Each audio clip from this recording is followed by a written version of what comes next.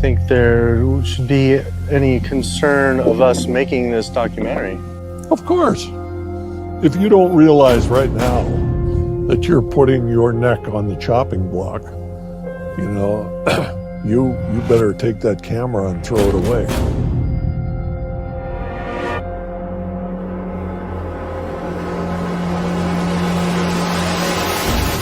It's an environmental disaster that's being ignored by the very people who should be championing.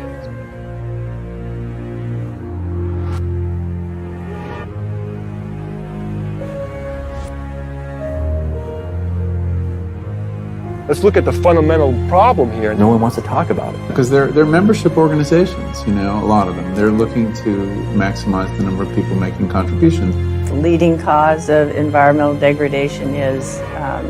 We need to address that as well. It's not up to the Department of Water Resources. Hard to actually target like one thing.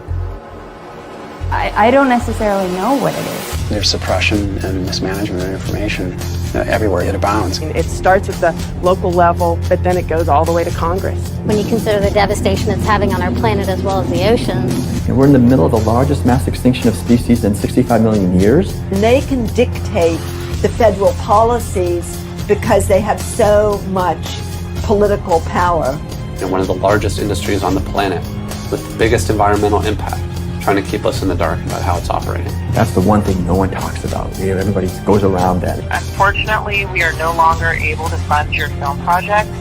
We had a meeting, and due to the growing controversial subject matter, we have some concerns that have to pull out.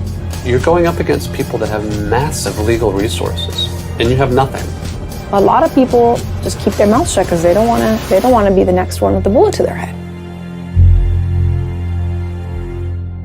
I don't know that I would want to comment on that.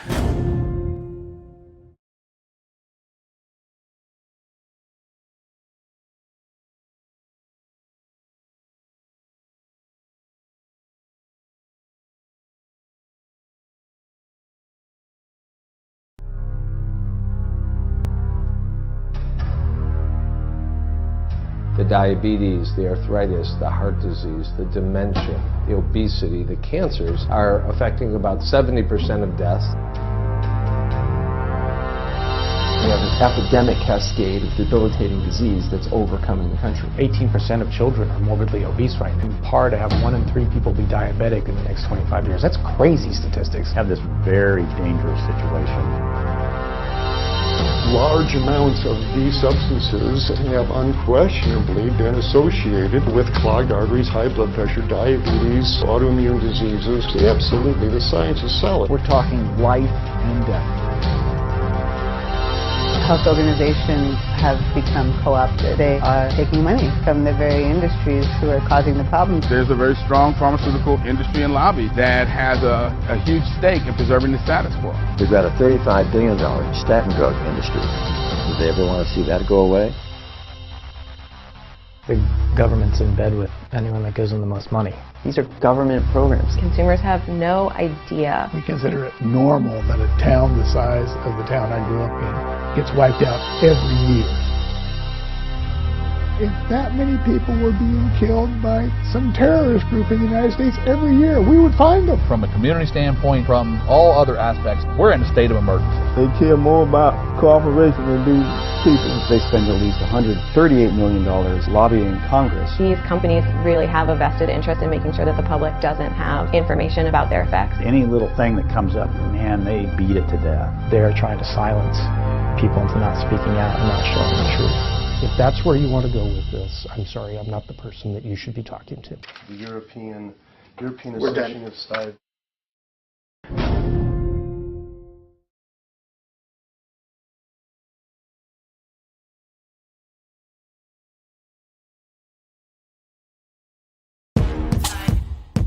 Dairy was a normal part of life growing up in New Zealand. I started the day with milk on my Weet-Bix and never thought twice about it. So it's been a journey coming to understand that milk isn't the wholesome product we're led to believe it is.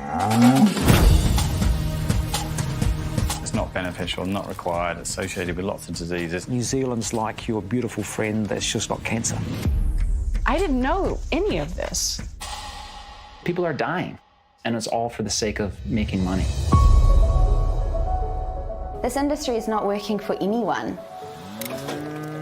We've gone down industrial agriculture big time, and we've got industrial-sized emissions. I'm not angry at the farmers, but the system that they're caught up in is totally flawed. And looking back, it's like, wow, we were duped. You guys are going up against the biggest industry in the entire country. I never considered that my life could be threatened by exposing this industry. Oh, f***. That's when it really, truly hits you what's going on.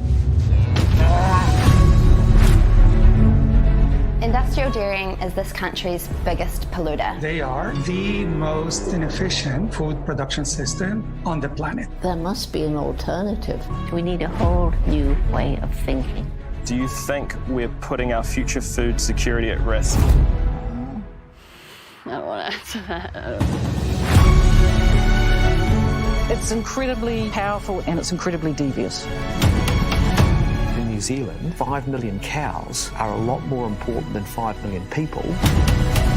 Water is going to be the next gold, and if we don't look after the water, then all of us will perish. The dairy industry are just shuffling the chairs on the Titanic.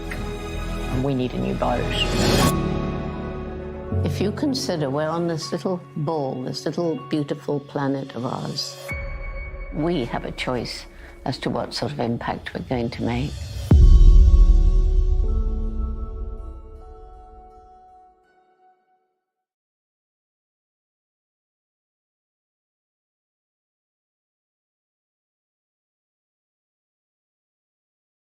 This could be the first generation of children in the United States that lives less than its parents. I got 2 pills I take for my diabetes, then I got 1 for cholesterol, high blood pressure, and then I take Byetta, which is an injectable. I'm getting really shaky, and I'm sick and I'm fatigued, and that's when they diagnosed me with hypertension and diabetes. Obesity, diabetes, heart disease, high blood pressure cost this country more than $120 billion each year. People are saying, you're crazy. You're a cancer patient. You should be resting. Doctors told me this. When I had the second heart attack, the doctor said I should prepare for death. Heart disease is an absolutely toothless paper tiger that need never, ever exist.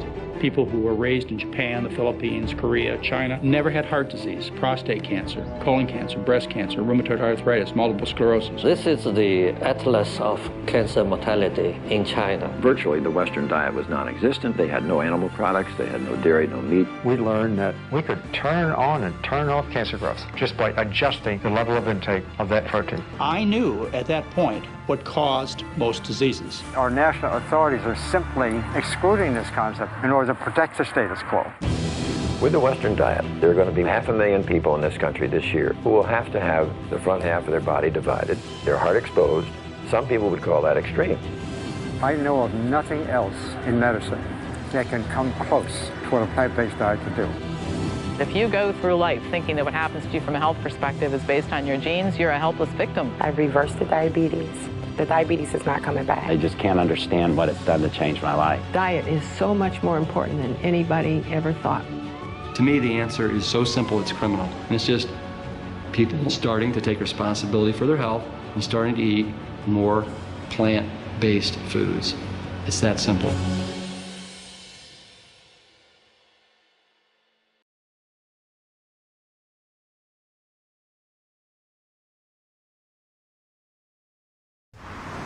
Hola, soy yo. Soy Carlota. Perdón por desaparecer. Pero se ha acelerado todo y tengo que hablar contigo.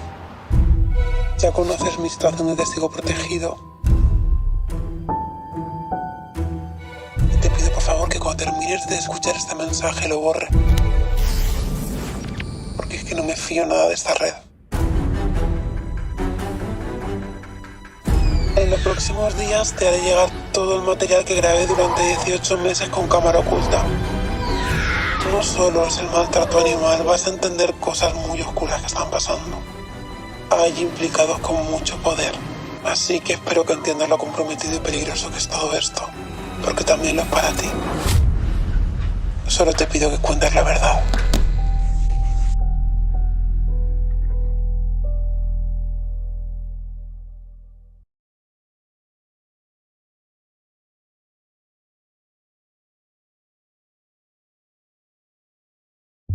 one and only Arnold Schwarzenegger.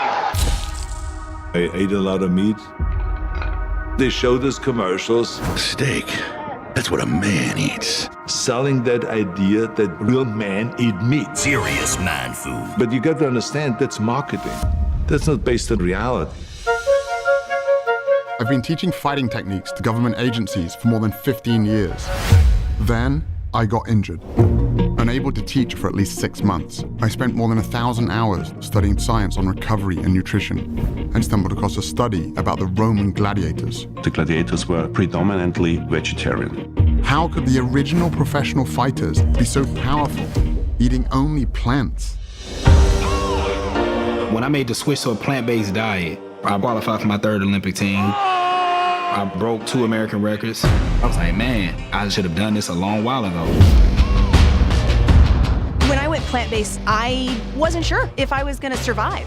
And I actually became like a machine. One of the biggest misconceptions in sports nutrition is that we have to have animal protein to perform at a high level. That's just not true. Sometimes you have to do things that you know your competitors aren't doing. Today's blood and yesterday's blood. Yeah. I think this is going to wake a lot of people up. I was recovering better, not getting as sore. This was our best season in the last 15 years, and we had 14 guys on plant-based diets. We all want to feel great, have more energy. Cholesterol was 276. Today, 169. Whoa, now you're talking. Most guys my age can keep up with the grandchildren. My grandchildren can't keep up with me. It's not one set of dietary guidelines for improving your performance as an athlete, another one for reversing heart disease, reversing diabetes. It's the same for all of them.